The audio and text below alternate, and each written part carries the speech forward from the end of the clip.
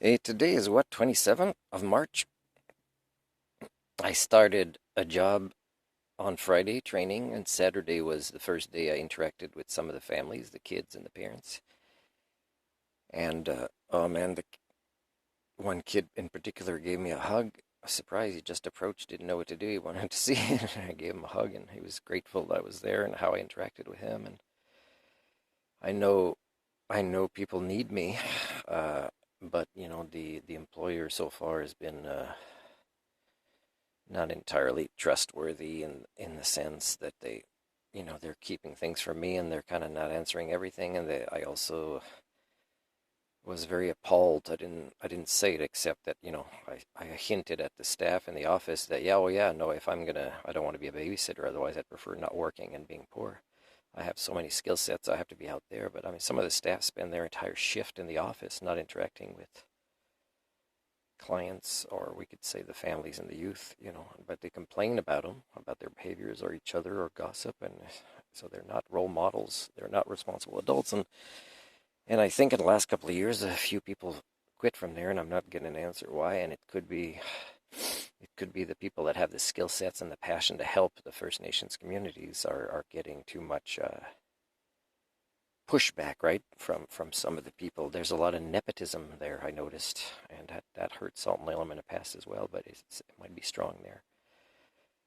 I don't want to give up on the youth and the families that need me, and it was so rewarding that day when many of them came in the gymnasium when I set up things, kids of different ages and parents, and also the walk we did. It was kind of me suggesting it and hinting at it again, and just teaching the boy to make a particular kind of plane, and he taught others, and he gave one to one of the staff that was happy to see that kind of paper plane. And there's a lot I can do, but it seems like I'm the only one that'd be working when I show up there, and that's so sad. Like, I know that I have to be careful how I interact more with the staff than the clients, because the staff are more likely triggered, not having done their own personal development work, to be able to do such types of roles.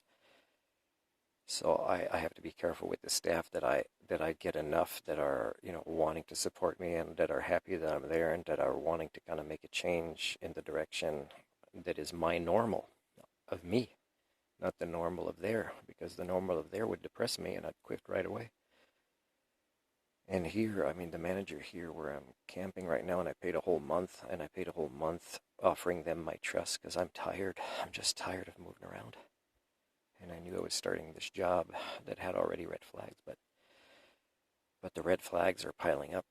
They're piling up that they say, oh, we need to get you in. Here's the contract. The contract and the job description are pretty juvenile, and I've been helping even staff that are rewriting things or retyping things, and there's so many things I can do, and yet they want to go at their own pace, which is too little, too late for the Anthropocene that already started, kind of thing.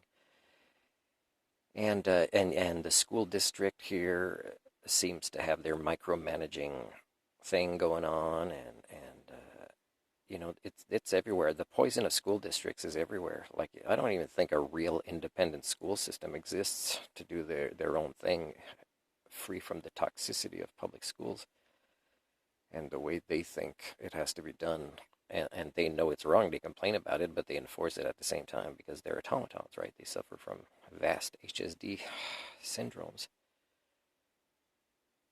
Yeah, I had a tough night because it was really cold and I didn't have my extra blanket, but it seemed like there was a deeper freeze last night, and I should have maybe tried to get a second heater going with another extension cord that's close to here.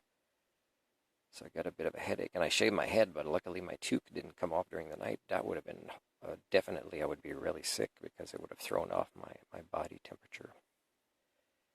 So I'm going to try and listen more today at work because I'm going to be with a different supervisor that is one of the ones that interviewed me, and he gave me a compliment about my integrity and my ethics, and hopefully he walks the talk and he didn't just want to hire me and impress me, because the video I watched from 2 years ago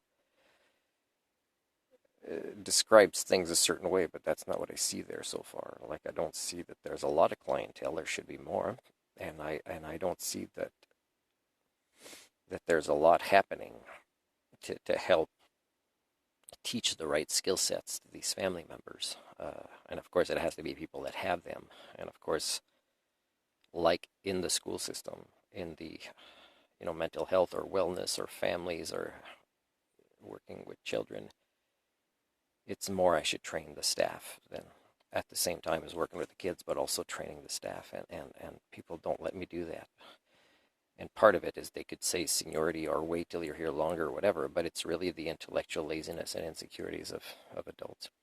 Now here in this campground, I've been here just a couple of days, and the attitude of the East Indian owner from far away in Surrey on the phone with the manager, who's a nicer, but you can tell she's like following orders from far away. And he's like, wanted to charge me 700. I said no, 500. He said 500. I said okay, and he wanted the e-transfer right away. He's like, man, I was like, that's pretty quick. It's like you want me? I'm supposed to trust you, and you don't trust me, and you're paranoid about me. I sent him my resume, my criminal record check, and I said on the phone to her, and she said, "Did you overhear that?" I said, I expect him to send a thank you email in response that says thank you for your business and your trust, really. And I didn't get that. But also, I'm like saying, I'm being told the laundromat won't open for a while, and like really no efforts yet to put the internet and or to raise the temperature in the bathroom and showers because it's cold. There's just saving a couple of bucks here and there, but it's also East Indian owners that want to micromanage everything, and they lose business this way. So it's extremely likely at this point that I won't want to stay here if the job works out. And the job working out, again, you're looking at almost miracles needing to happen. Like it needs to be that my theory is wrong about the human condition and the people primates, really. But I'm going to take it one day at a time because, when you work with kids and you see the change in them that quickly in one day, even the girl that was a really challenging young girl with a big attitude and bad behavior and language, is right away a change within one shift with me. They need me. It's hard to give them up. But I've cried so many times leaving toxic, early learning centers or school boards that are toxic. I cry because the kids I know are upset to lose me. And it's, oh man, it's so upsetting living among a failed species that fails its own offspring and its own family members so much. But it's going to happen again. Like I can't be surprised. So I just do one day at a time of being me and doing exactly what I told him in my job interview. I said, I'm really who I claim to be. I don't wear a mask, and that's a lot of pressure off the shoulder of a person to live a transparent life.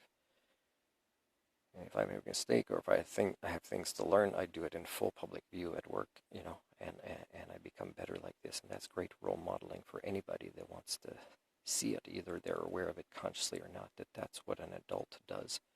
That's what a lifelong learner does. That's what somebody that puts children first does. That's what somebody who walks the talk does. And yet I haven't found anybody like that. There's one lady I met during the interview that I'd like to talk to again, and possibly I predict it won't take long that she will also try to get my opinion of what it's like working there. And I'll say I pretty much know where she wants to go with this conversation, and I'll engage in it if she is willing to trust me and be as open with me as I'll be with her about my interpretation of working there.